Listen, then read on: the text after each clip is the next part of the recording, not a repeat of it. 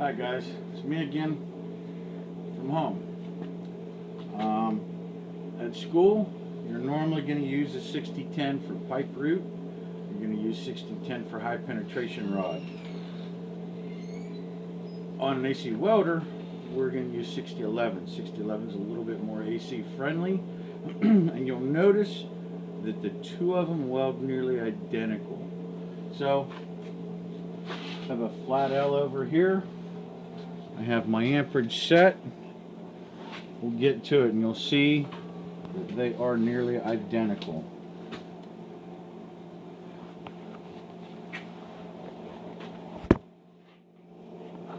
You ready? Mm-hmm.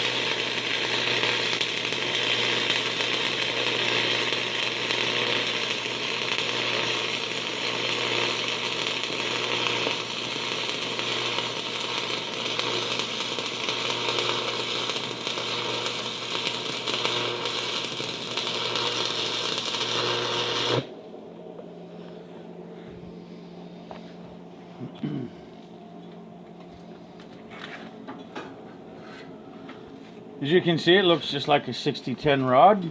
It's got that heavy flux on it. We'll go ahead and clean that up.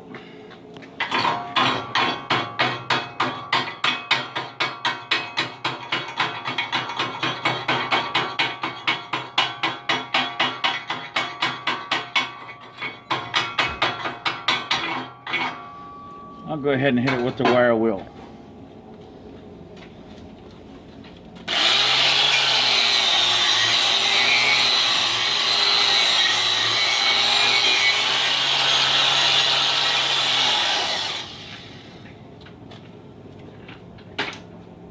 .6010 rod, you have to pull forward, give it a whip and pause. What a lot of people forget about is when you come back into that puddle, as you pause, you have to remember to feed it. If you don't feed it, you don't have a full bead. If you don't feed it, you'll have an undercut line on your edges, both top and bottom. Most often it'll show up on the top first. But when you feed it properly, it should look like a bunch of hearts or dimes laying down. So the 6010, as you can see, favors AC, welds just like 6010. And for the home use welder, most of us that have home use welders don't have handy dandy rod oven. And that handy dandy rod oven keeps moisture out of your rods. For those of us that like to weld with a higher strength rod, after a while this will start to decay because of moisture. And this is a 7018 rod. Today what I want to put in front of you is,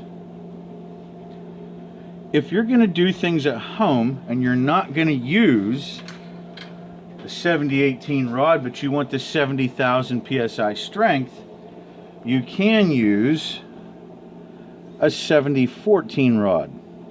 7014 rod, as you can remember from school, looks quite a bit like 7024. 7024, we nicknamed that jet rod because it can weld at a higher speed without giving you a bunch of undercut. The 7014 rod, though, will require a little bit more energy than my 6010 and 6011 series. I previously put down a weld here with 7014, Notice again it strongly resembles 7018. But I'm going to go over here and turn up my amperage so that we can see this perform.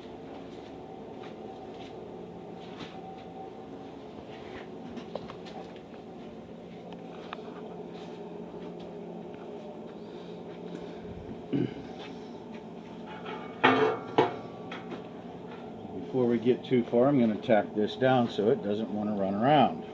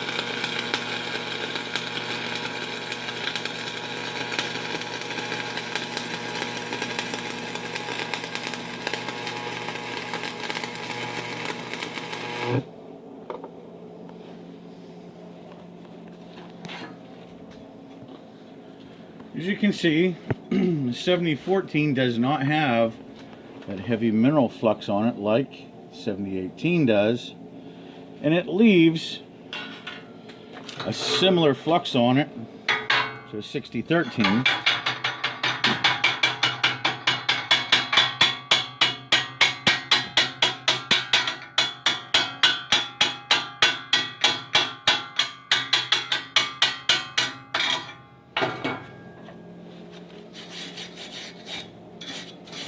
Leaves a real shiny appeal,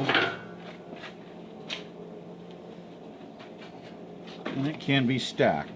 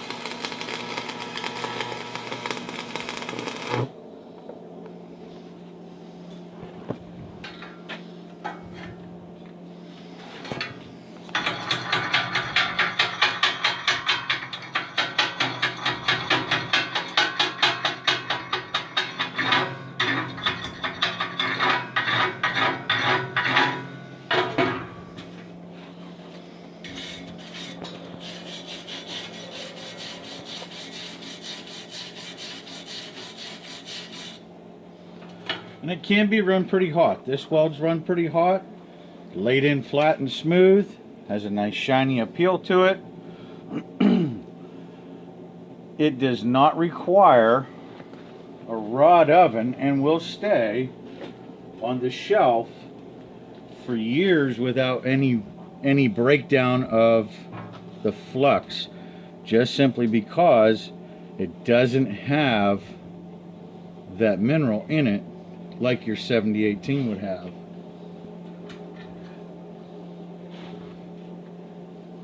And there's a lot more flux on there.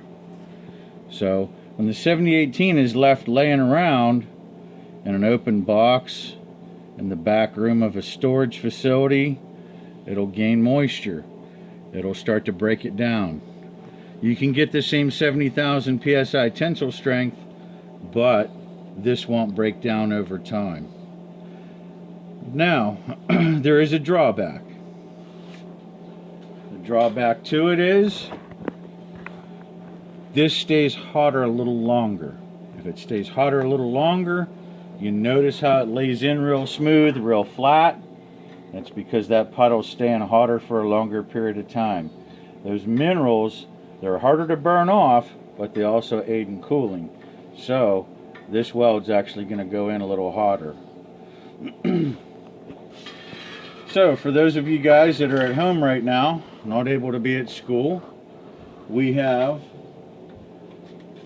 our 6011 weld back here, which looks just like our 6010. And we have a 7014, which really favors AC energy, and you can keep it around for a long time.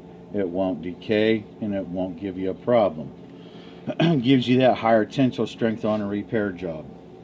Not low hydrogen, not something you're going to weld pipe with, but you can do plenty of structural repairs. You can get the job done with a higher strength weld and not worrying about its shelf life. Okay guys, I appreciate the little bit of your time it takes to pay attention to this. Hope it helped. We'll see you later.